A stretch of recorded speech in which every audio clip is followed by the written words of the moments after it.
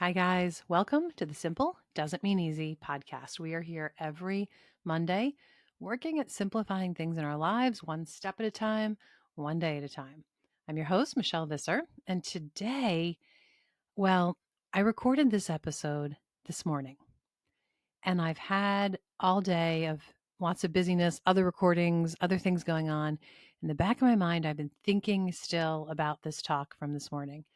And I'm so excited to be bringing this to you. Honestly, it gets me excited to think about it because of especially what's going on in the world. Now, I record these episodes many weeks, if not a month, before they come out. So when you're listening to this, I don't know, there will be more to both of these stories I'm going to mention, I'm sure, and we'll know more.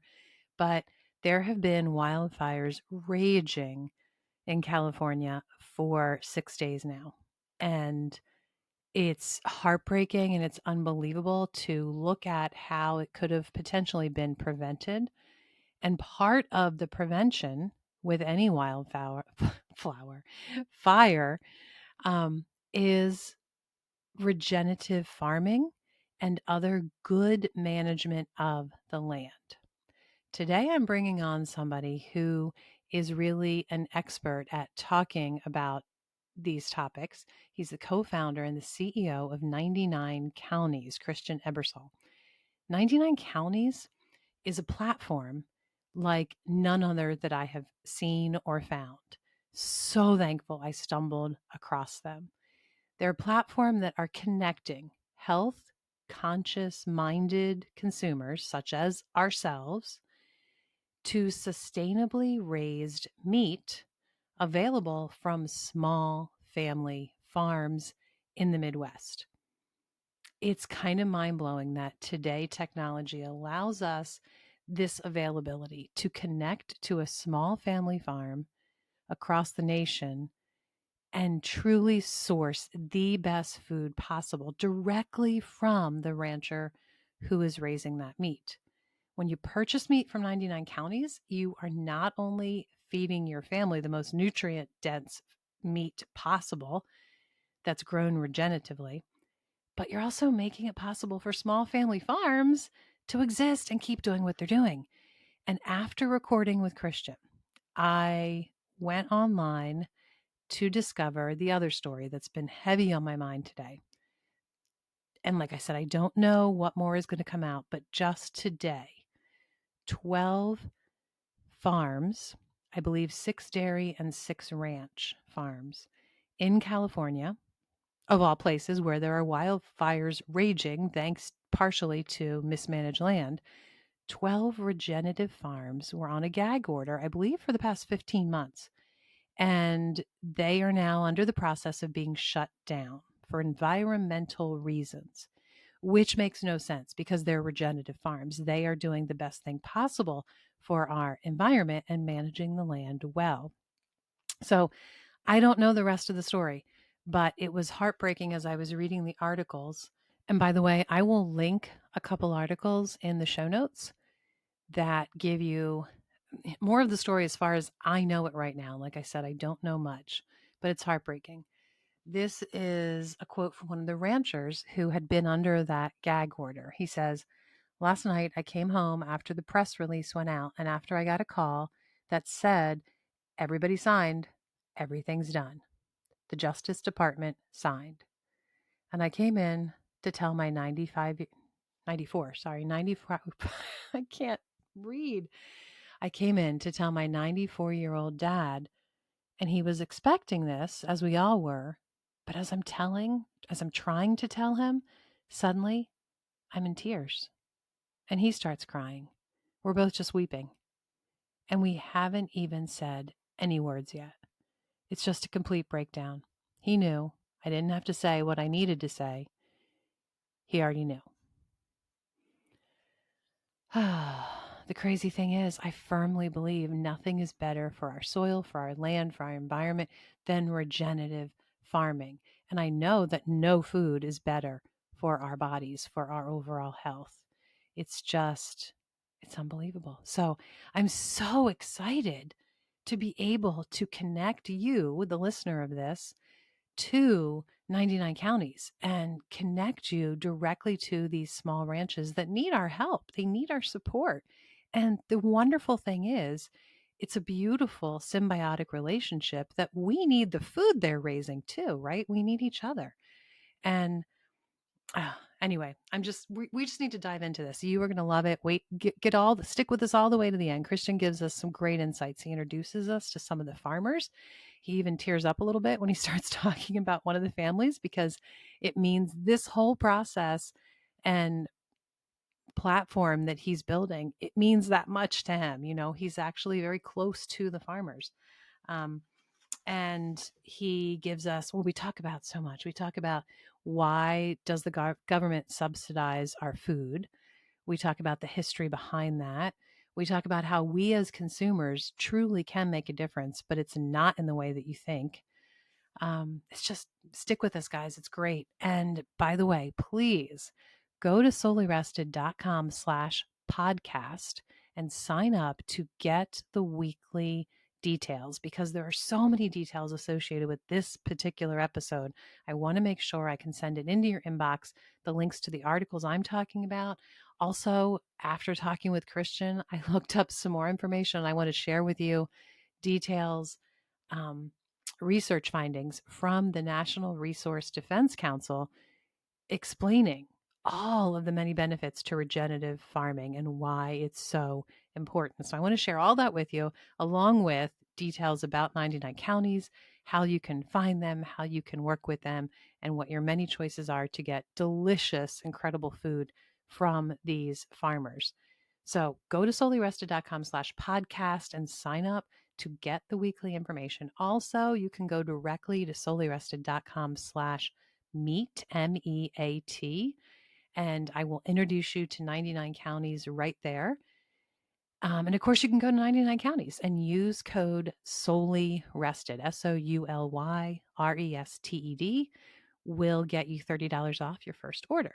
Solely Rested at 99 counties. So you have lots of places you can go. Pick one, definitely go there. I want to get you this information. Solelyrested.com/meat, MEAT. Okay, let's dive in. Let's bring on Christian. Okay, so Christian, I am so excited to talk to you today, to pick your brain and to really dive deep into this topic. First of all, let me let everybody know Christian Ebersol is the co founder and CEO of 99 Counties.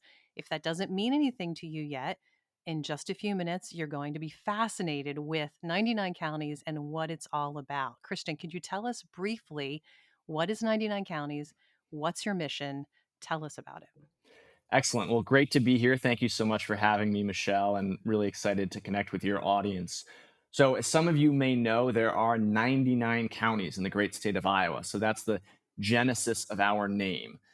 At 99 counties, it is our mission to bring you the most nutrient dense regenerative meat available, all sourced from small family farms in Iowa and neighboring states.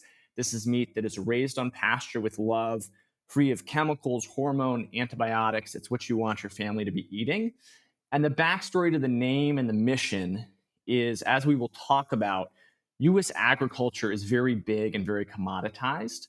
And what that has done is pushed out a lot of the small farmers, and it's really created an ecological wasteland in places like Iowa, where the land has basically become a factory for producing certain crops. Mm. And so, our mission and our goal is to see the 99 counties of Iowa return to their oak savanna state, the prairie they once were, by empowering more of these farms that hopefully you'll be buying meat from to practice regenerative agriculture, which is a form of farming that's much more in harmony with nature and much more better for your health and the health of the animals.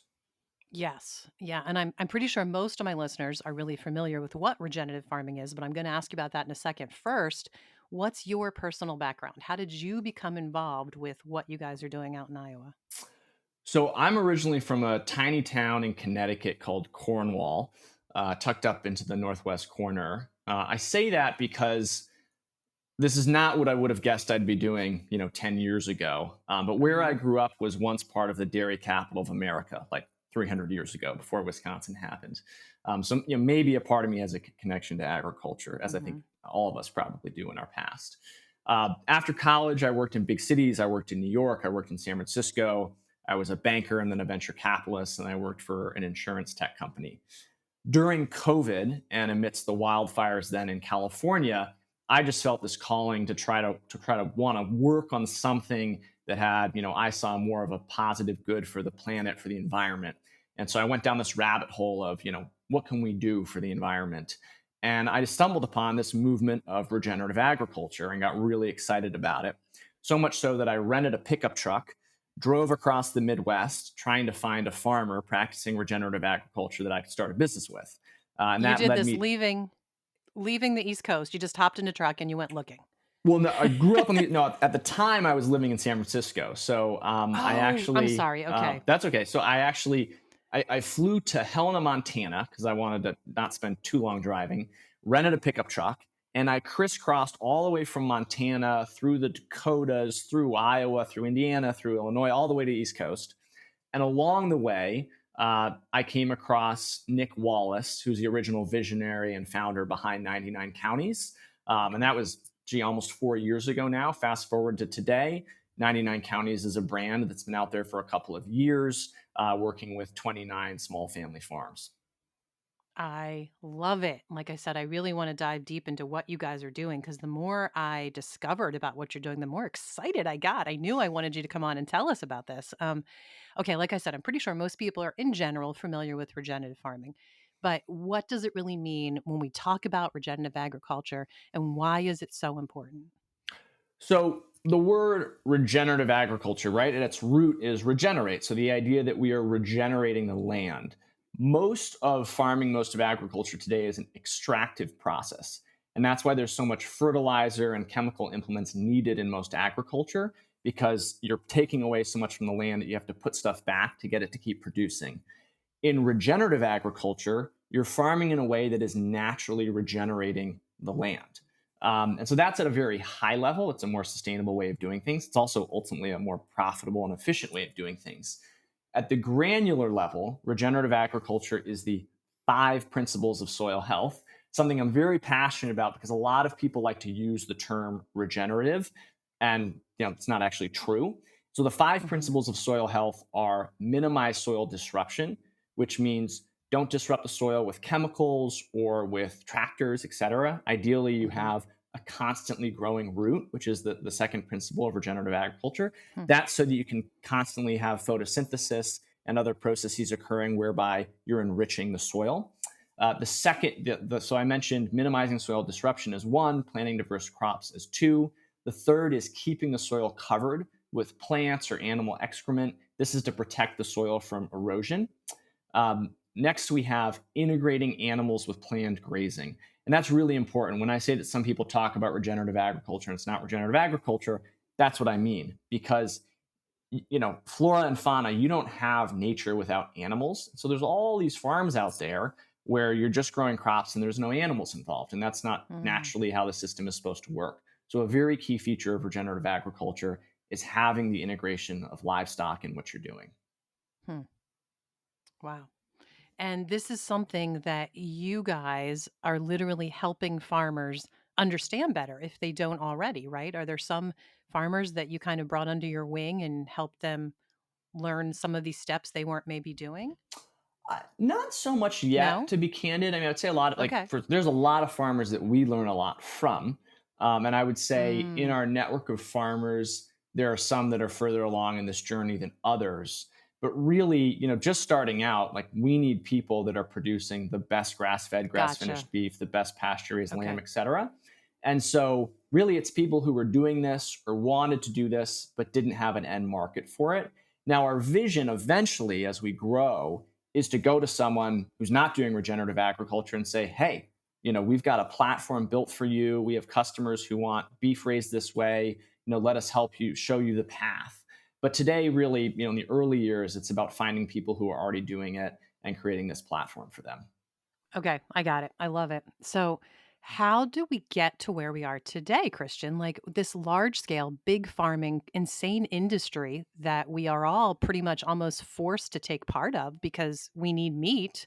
All the government subsidies that are going on. Like what happened?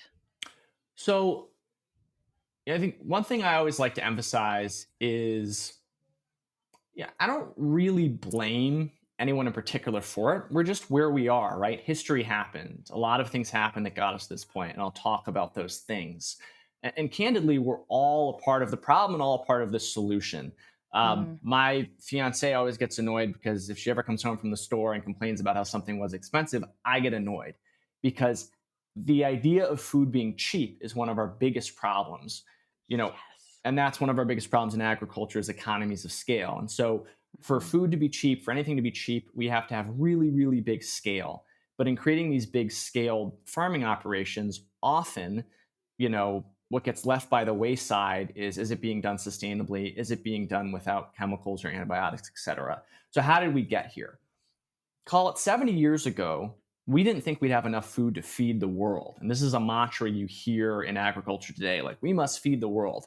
Good news. We are more than feeding the world today. In fact, we waste a ton of food. But coming out of mm, World War II, there were famines everywhere, and there was a growing population and a belief that the current agriculture systems then couldn't feed the world. So there was a ton of research and effort put into plant genomics, and plant mm, fertilizers and pesticides, et cetera. And mhm, so there are, these GMO crops that have this incredible ability to be more productive than plants were in the past. And that's part of what brought us to a place today where we have this overabundance of food. So part of it is that we had the scarcity mindset and we tried to create systems that would mm, overproduce food. Another one is the series of farm crises that led to the subsidies we have today, which you mentioned. So mhm, there have been a variety of farm crises over the past 60 years, this boom and bust cycle that caused a lot of farms to go out of business. An important one I'll mention is in the 1980s, when the Soviet Union invaded Afghanistan, the US put embargoes against them buying certain grains from the US, and that really crashed the market for a number of farmers. And so oh, after this, there was a desire to put in place safeguards so that farmers, wouldn't be constantly subject to these massive changes in supply and demand. And so today we have three very big subsidy programs that are the reason that as a farmer, particularly in Iowa, to do anything but grow corn and soybeans is crazy town. Like that is mm, the smart, low risk thing to do. And so you really can't fault people that what they're doing is what the market is asking them for. So I'll talk about that briefly. So all farmers have insurance, and most of it's through the multi-peril crop insurance program, which protects you against floods or crops that don't produce, et cetera. And that insurance is subsidized by the federal government up to 60%. So the taxpayers actually pay $17 billion a year to subsidize the insurance premiums for growers. mm, Maybe that's something we want to do, but what has resulted is what we're subsidizing is large commodity crops, mostly corn and soybeans, which isn't something we actually consume as a huge part of our diet or should. So that's one of the big subsidies that's out there. The other one is the volumetric ethanol excise tax. So when you go to fill boy, up at that's a the mouthful. yeah, well, when you go to fill up at the pump and you see 10 or 15% ethanol, usually that's corn that has later like had uh, has had like the liquid extracted from it, some of it, to go into ethanol, which is an additive to gasoline, which is actually not great for your car, but it was a program that was put in place in Mm, 2004, and now costs the taxpayer $6 billion a year and creates mm, another artificial end market for corn and soybeans. mm, And then the third program is SNAP, the food stamps program. Um, SNAP costs about $105 billion a year. 25% of that goes to mostly junk food type products. This is yes. because of an existential debate people like to have of, people who are disadvantaged. If we want to provide for them with food stamps, should we really be the ones to tell them what they can and can't buy? Mhm, I think we'll avoid the politics of it, but the bottom line is a lot of the dollars in that program end up going to products containing high fructose corn syrup, yeah, like sodas or chips and stuff like that. for And sure. so that again creates another, if you will, artificial end market for these commodity crops. And so Mm, coming all the way back to it, basically we have a system where farmers are highly incentivized to do the least risky thing, which is in Iowa producing corn and soybeans, which is what 90% of the land is used for. And in fact, mm, most of that, 99% of that corn that is produced there, actually goes either into feedlots for animals or into ethanol for cars and doesn't go for human consumption. Yeah. Yeah. Wow. So, I mean, also it comes back to when your fiance, as all the rest of us that go grocery shopping do, when she complains about the food prices, like, okay, well, the cheap things that you found, they were cheap because of your tax dollars, right? So Yeah, you're also paying big prices for them. You just didn't realize it because it was hidden in the tax dollars. true, true. Yeah. uh, okay. So we absolutely, we need to see a change. And when I see folks like yourself who are really seriously not just wanting a change, but doing things to make a change, it gets me really excited. Because the very nature of like an oligopoly, is that how you say it? That's like, it's similar to monopoly, but there's a couple players going on, right? And it's just so bad for a consumer. We all know that. And no matter what the industry, if there's no innovative thinking, then it's going to die, or it's not going to be good for us as the consumer. And you can't knock the farmer. You really can't. As I'm sitting here listening to this, I'm going, oh, but who would want to just grow corn and soybean? But he has bills to pay, all Hmm. kinds of bills to pay. He's the provider for his family. Like, you really can't knock it. I understand any of us will often choose what seems to be the most logical way to bring in a paycheck. So, how do we get more innovative thinking involved? How do we get rid of the oligopoly and really bring back some innovation where we need it with our food? So yeah, it all starts with the consumer, and it starts with the consumer that really wants to know where their food comes from. And so here at 99 counties, we work with 29 small farmers in Iowa, Minnesota, and Wisconsin, as I mentioned to you. We work with 5 artisan processors in those states to create these delicious, incredible meat products for the customer. And you know, we just I just spent a bunch of time talking about various kind of government programs and how those affect things. And sure, we can all have opinions about how those might change. But let me tell you something. Over the last 2 years, across 2 very different administrations, those subsidy programs did not change. So if you want to make Mhm. a change here, the best thing you can do is allocate your own food dollars to where you think is the best place. And for us, let me tell you about some of the farmers we work with. So I John and would love Beth, that. I would Jo- love that. And also, I'm sorry, I want to pause just to say, to reiterate what you just said, because I think a lot of people think my vote is how I'm going to make a difference. And absolutely that matters. You need to know the policies of who you're voting for. But I like what you just said, that in the end, that's not going to be the most powerful thing we can do to help the whole broken food system that we have. The most powerful thing we can do is decide where we're placing our dollar. So I just yeah, want to make sure we said that again, because that's huge. So tell us about your farmers. I would love to kind of meet them. yeah. So I'll tell you first about John and Beth Hoagland of Whippoorwill Farm in Lovelia, Iowa, which is a tiny town in the center of Iowa. John and Beth actually used to live in California. John was the butcher who worked with my colleague Doug Stonebreaker, who you'll be chatting with in a few weeks. Hmm. And John's father had a multi generational farm in Iowa where they grew traditional corn and soybeans. In fact, when Mm, you asked me earlier, I forgot this is kind of an example. John and Beth during COVID moved back to Iowa and wanted to transition that farm from chemical practices to regenerative mm, practices. And they mm. did that and they have done that. And we work very closely with them. So, and this is a great example of how we work with many farmers. If you can find a local farm nearby that you can buy meat from, please go do that. That is an awesome Yeah, choice. Great for them, great for you. The reality absolutely. is, for a small farm to be what we want it to be, a regenerative farm, it's not a factory. It's not going to have everything you want exactly when you want it, which is why we, 99 counties, exist to try to aggregate some of these great products from these small farms to make it available to you more readily, but Yes. also to give that farm some guarantee, some security. So, John and Beth raise grass fed, grass finished beef and also goat. And Hmm. we're going to be their first What goat was the harvest. adjective to the goat? Oh, What it's kind of goat? also it's grass fed, grass finished, and Oh, rotationally gotcha. grazed. Okay. So what, Um, not to interrupt you, but what do you know what motivated John to do differently than his dad? I think it's a fascinating idea, and I think it's a really hard move because he grew up that way. That was generationally what his family was doing. yeah, I think. Yeah, candidly, a lot of farmers who grow commodity corn and soybean um, don't really like it.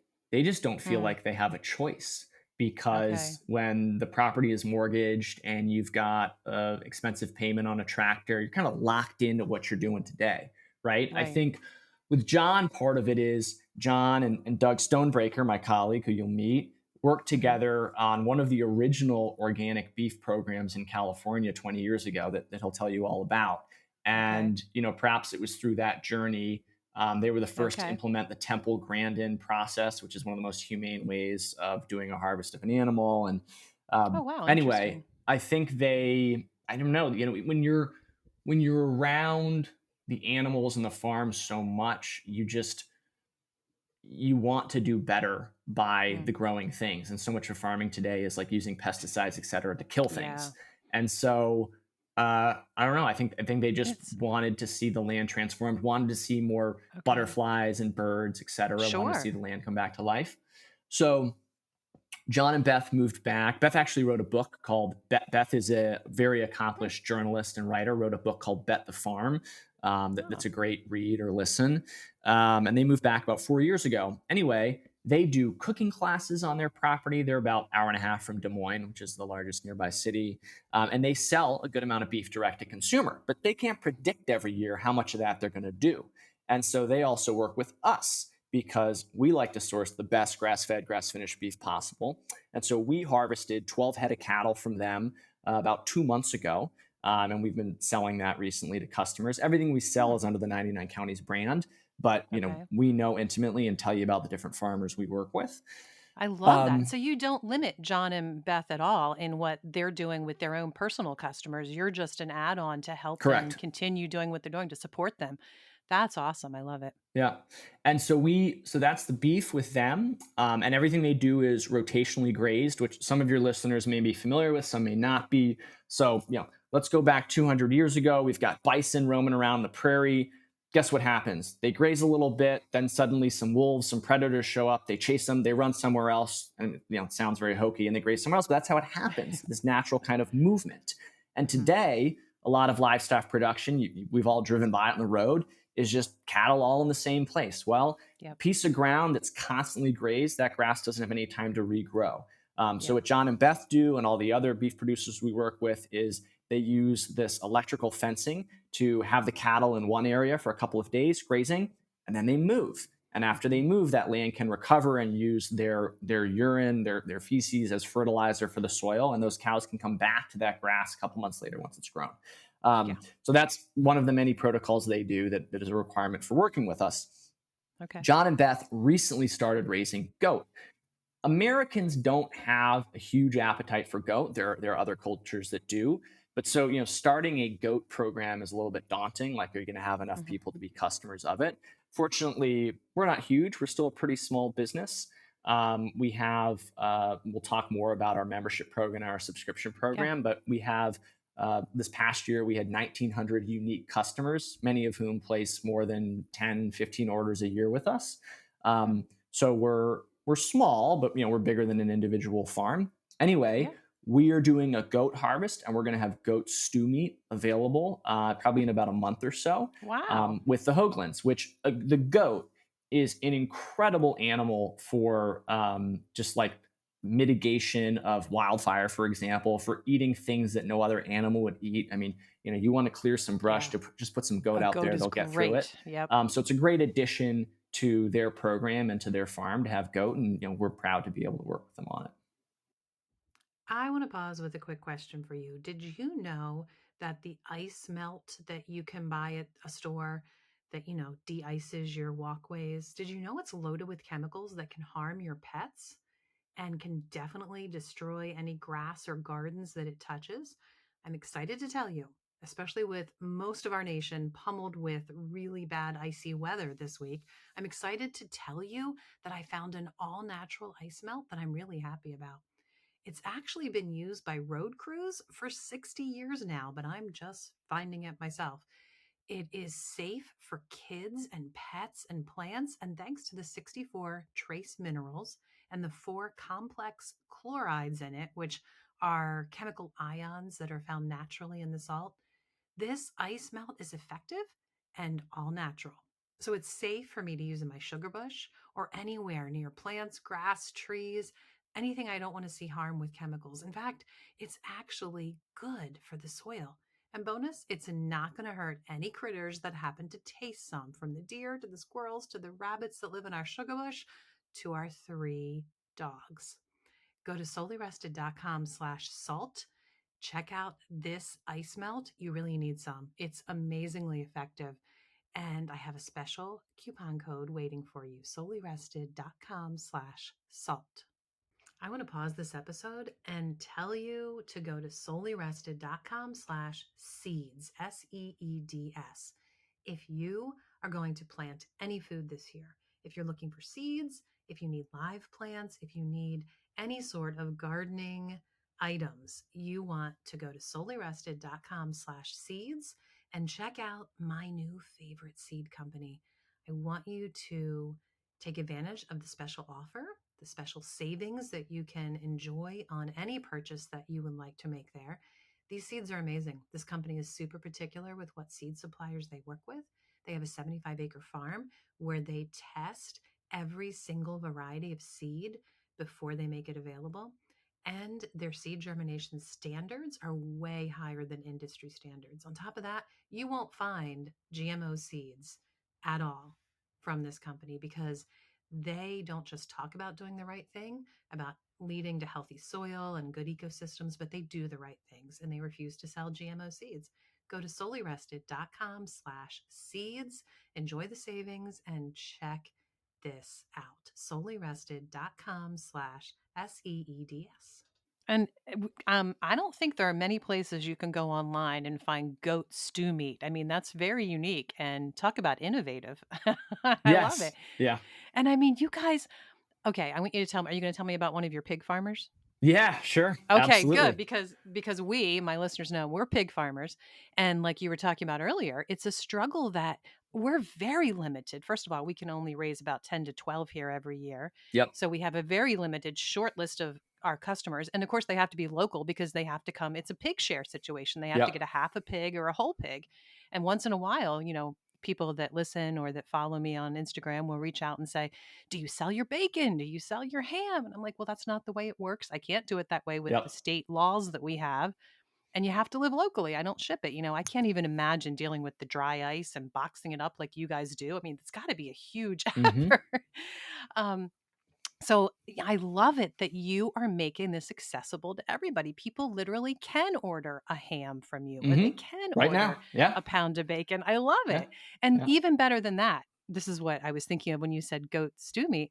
You sell the raw pig fat. Like people can buy it, right? Or do you sell just the lard? Either way, it's a fantastic Right now thing. the lard, but we would like if we could have more demand for pig fat, done. You know what I mean? Gotcha. Like we Gotcha. we we we But it's have done even it in the better. past. It's not on the site right now, but it will be. That's So even better. yes. I love it Yeah. that you sell lard because people will often ask me about that. I have an article all about how to render lard, and people will often ask me, "Well, where can I buy it?" Well, Hmm. I do tell them that where they can go online, but I don't know anything about this farm that's making this, Yeah. that's raising the pigs, that's leading to the lard. So I would love to be able to tell people, and I'm going to start telling people about you guys and how they can come to you and get their lard. Such a unique thing. When I first talked to you, Christian, I know you know. I got so excited, like, "Wait, you're doing what?" So tell me about your pig farmers. Yeah. So I love talking about our farmers. I don't know why I get like emotional about it, but they're great Mm, people. So good mm. friends. So I was in um, at Raw Farms in October of this year. Ryan and Ashley Wallace, RAW Raw Farms, fun acronym. That's the name of their Oh, I farm. was By the wondering what way, you were saying. they Okay. they are in Keystone, Iowa. The funny story. Ryan is not related to Nick Wallace, the original co-founder and visionary of 99 Counties, but used to Oh. work for Nick Wallace, even though they have the same last name, and they Huh, live a couple miles apart. huh. Anyway, Ryan and his wife, young couple, probably mid 30s, have a young family, growing family, lots of kids, and they live on this beautiful farm property. Mm, They raise some grass fed, grass finished beef, very small program, so we don't even buy any of that. That's just for them. Okay. And then they raise hogs, and Ryan really loves raising hogs. And we have a couple of others I can talk about, but they're a primary pork producer. And they had a farm field day at their farm this past October. I was there. It was great to see them. I'll mention this even though no one could buy it. They also do raw milk. And so I had to Oh, be somewhere else, and I was leaving. I was running out the door. I was like, guys, it's so great to see you. I've got to get going. And I was like, but I wish I could have some raw milk. And Ashley was like, just run in the kitchen and pour yourself a glass. And so I did. And that's fun for me to have that type of relationship. But yeah. anyway, um, heck, pork is something we do that is remarkable. And when I say it's remarkable, you go out there and you want to buy pasture raised pork, I guarantee you most of what you are buying is consuming a grain that has been sprayed with glyphosate and is Yes. maybe a GMO free grain but sprayed with glyphosate, which is a dirty secret. So it Hmm. is very expensive. Our pork is more expensive. Our pork is also better for you. It is Hmm. expensive to raise pork both on pasture and have it consume a diet that is free of glyphosate, chemicals, It etc., and really GMOs. is. And And and people we don't do know that. that pigs cannot just live on pasture. They absolutely need the Oh, grain. They're not going to absolutely. thrive in any way if they just have Correct. pasture. So they Yep. need the grain. And that's what you're saying. Most pork that you buy, the grain has the glyphosate. Yep. And it's not, it's there's so many buzzwords in front. So it's marketed as pasture raised. And that's good. Like, look, I'd rather have a pasture raised pig that's had some chemical grain than one that's in a confinement that has also like it's Sure. slightly better. But ours is all the things. And not only Mm. that, Ryan is farming and raising the grain on his farm. And so those pigs are eating grain that Wow. was raised there, which is, Oh, that's they used to awesome. say in Iowa that the grain walked off the farm was the best way Hmm. to like earn a return on your money. And that meaning that, 30, 40 years ago in Iowa, you would raise hogs and you would also raise the grain and they would consume it. So all of that is just, so much more sustainable.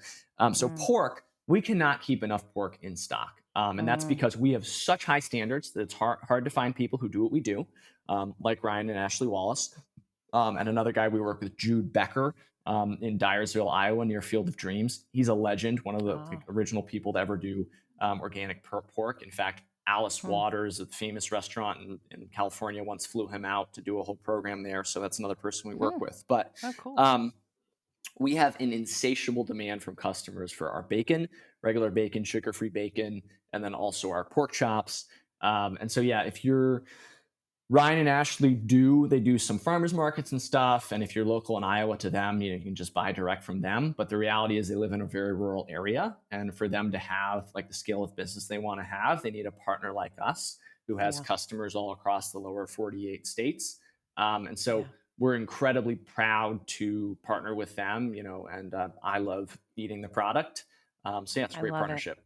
How many pigs do they raise a year on I average? think we did this past year. Let's see, we're typically harvesting around 12 from them. So probably 140 this last year. Okay. Yeah, and we're trying to Okay. grow that, but we're growing it slowly. So yeah.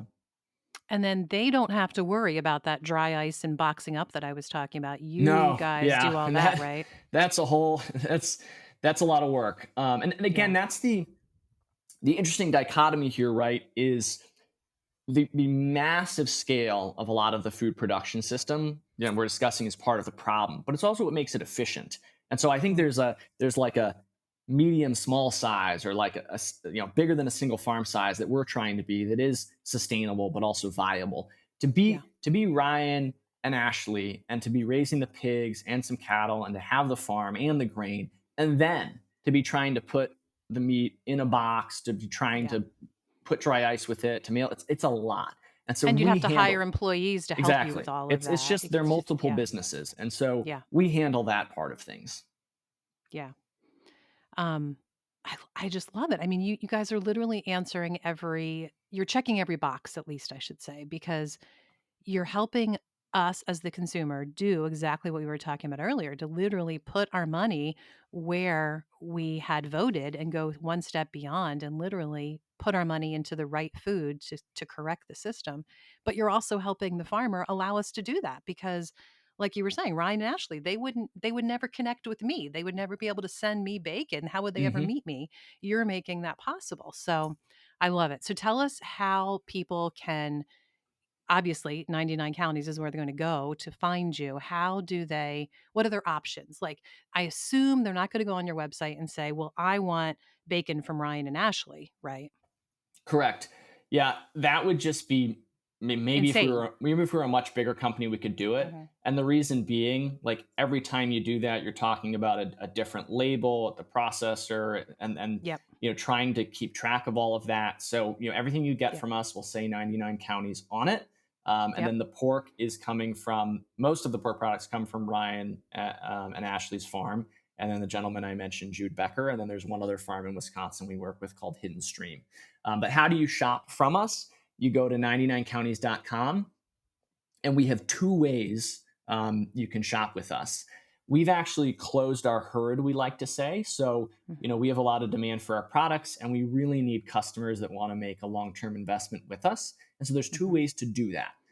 There's the way a lot of people have become used to, which is being a subscriber. So, we have a very, very flexible subscription program where you sign up. When you sign up, you'll be signing up to get, if you want free shipping, you got to order more than $150 at a time, all the way up to as big as you want to go, and that's going to be delivered to you every 6 weeks. But you can edit that; it's completely customizable. You could have it every 6 months, you could have it every 2 weeks, like whatever works for Hmm. you. And you can pause, you can cancel it at any point in time. But a lot of people like that. You're a busy parent and you kind of know what you like to have.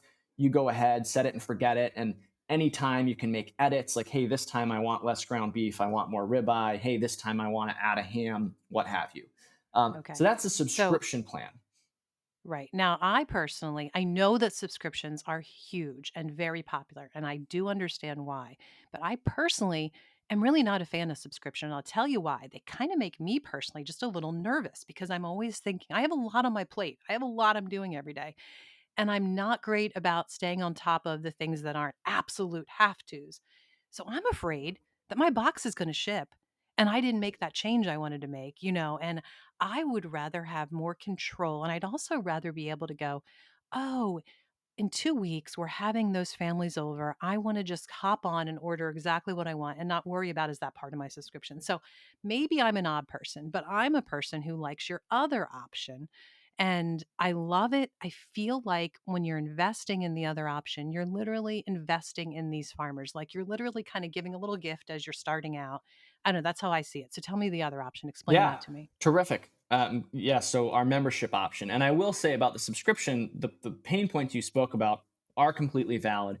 For what it's worth, we'll send you emails. Hey, your order's coming. Like, do you want to Okay. make So any you'll keep on changes? top of me. Okay. And you can email into customer service. It's support at 99counties.com. You're talking to Lucy. There's not multiple Lucys, there's Okay. one Lucy. I Lucy love it. lives on a cattle ranch in Nebraska.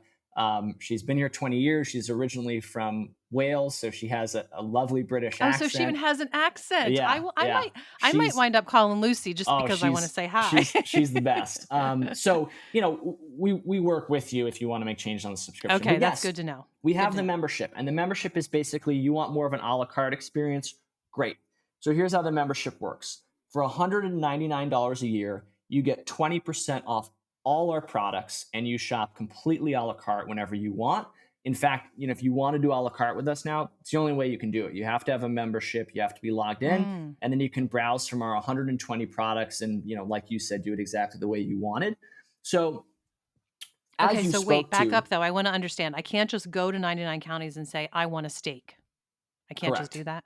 Correct. Oh, We couldn't okay. just ship you one steak because it would thaw no matter how much dry ice we put in there. So we Mm. actually on our Yeah. subscription boxes, $150 for free shipping. You can pay shipping if you want. You've got to have at least 8 items because we need at least 8 items in there because it's all frozen, to keep it cold in transit. Okay. Um, Okay. so you could subscribe, would be one option, Okay. or buy the membership. Like I said, it's $199, which is an investment.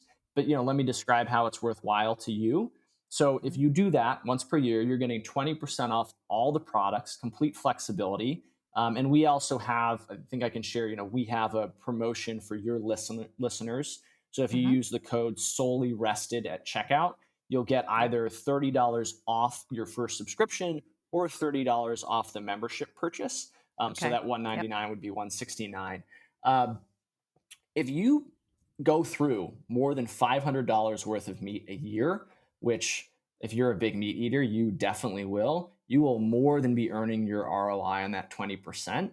The other Hmm. thing is, if you're with us, kind of, just from an ethos standpoint, and you believe in what we're doing. I so appreciate what you said, Michelle, which is it's an investment in us and our farmers. We Hmm. have a very difficult business model that we're trying to make You work, do. where we pay the farmer, we pay the processor, and then Yeah. we have the food in our freezer and you buy it. And so for us, those membership fees help us make sure we can constantly have product and plan for the future for you to buy. Yeah. I mean, as a pig farmer with on our small scale, as soon as I looked at your site, Christian, and I saw your prices, I honestly don't know how you do it. I mean, because like you said, there's the processor too. People don't understand when they're just ordering pieces here and there. They have no idea how that has to go to that middleman, and he's charging a lot of fees. And there's Hmm. also the packaging fees, Yeah. because you want it packaged well. So it really adds up. And I was just so pleasantly surprised that you can do what you can do for the prices you can. And like I said, I don't hesitate that why would I not want to kind of give a gift to what you're doing? And on top of that, you're gifting me back. I'm getting my money back. So I think both of them are great models, the subscription and the membership. It's a matter of what sits better with each person who's hearing this and what they want to try to do. So, So, and we have customers who are members who spend around that $500 a year. So they're pretty much just breaking even on, if you will. mhm, We have some who spend a lot more than that. And sure. eventually we could look at that and say, well, we're making a lower margin there, but we prefer to have a really invested customer. And if you're shopping that much with us, like, we're glad that you're getting a lower price point. So, for those that want to do it that way, we think it's a great option. That's a very good point. I really hadn't seen it that way. In the end, depending on how much I'm ordering, I'm not giving you a gift at all. You guys are maybe Totally. losing Oh out no, on we have me. we have customers sometimes. I'm Yeah. like, boy, like, they're doing well in that. But then I'm like, boy, if I Yeah. could have more customers, like, say Michelle Yeah. is, placing an order every month. I'm like, I just need more Yeah. Michelles, and try to Yeah. find a model that works for her. Yeah. Yeah.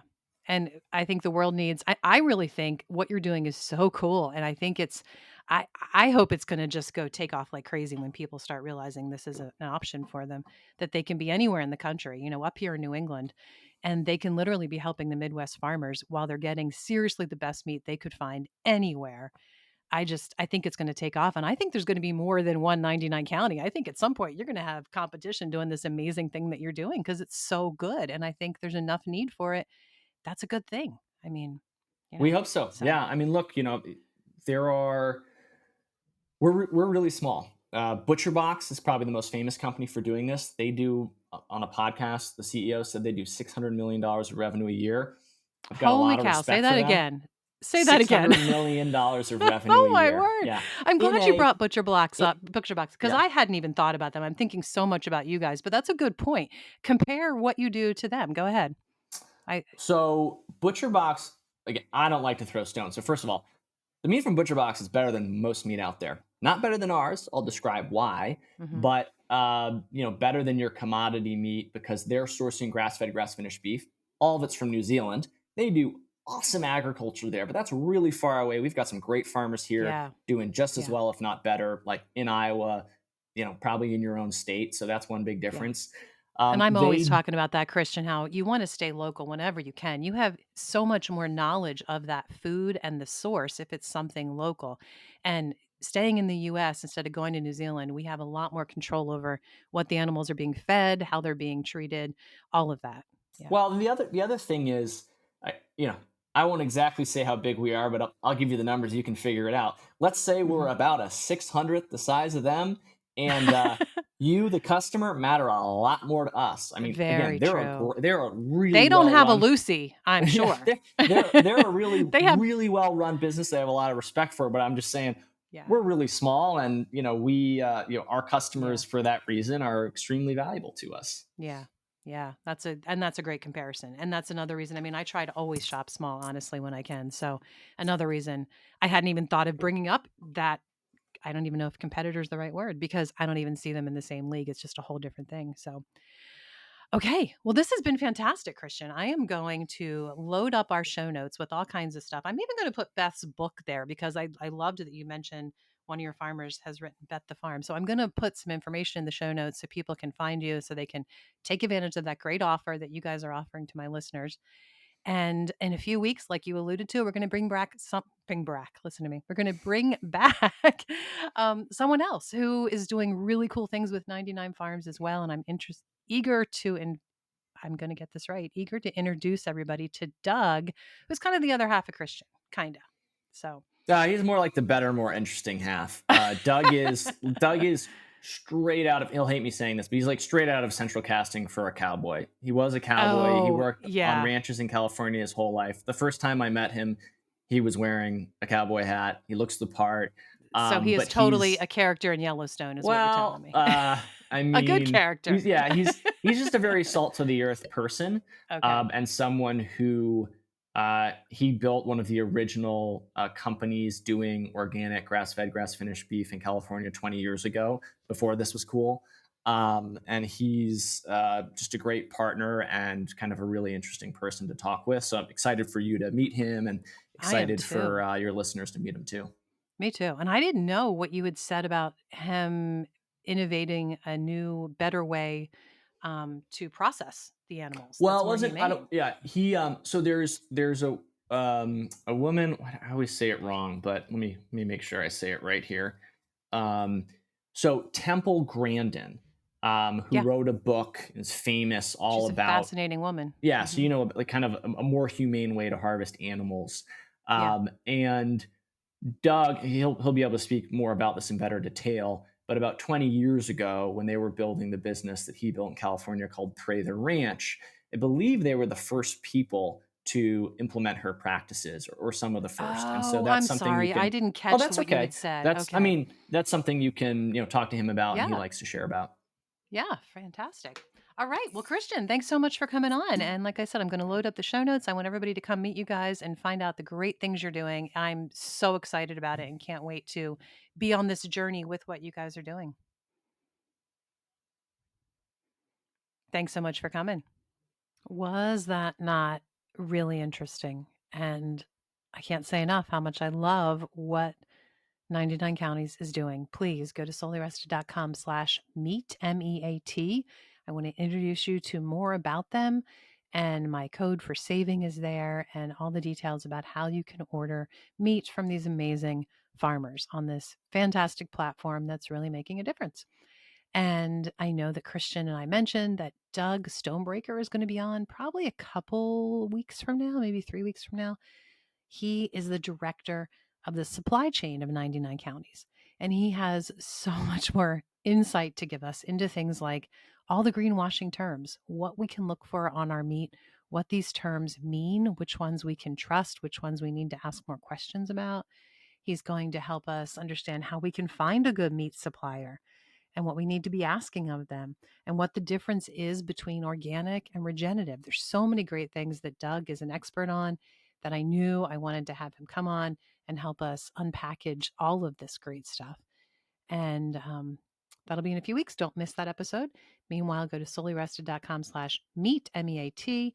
Also, if you go to solelyrested.com/podcast, remember, I would love for you to sign up. I will send to your inbox all the details we talked about and even some things we didn't like that research findings that I want to send you from the Natural Resources Defense Council that really break down amazingly how regenerative farming is so important. So, thanks for listening, friends. I hope that this episode encouraged you. And remember, it's easy to forget how blessed we are to live this life. So, don't stress over it. Enjoy the simple, everyday efforts. It's not easy, but it's a very good life.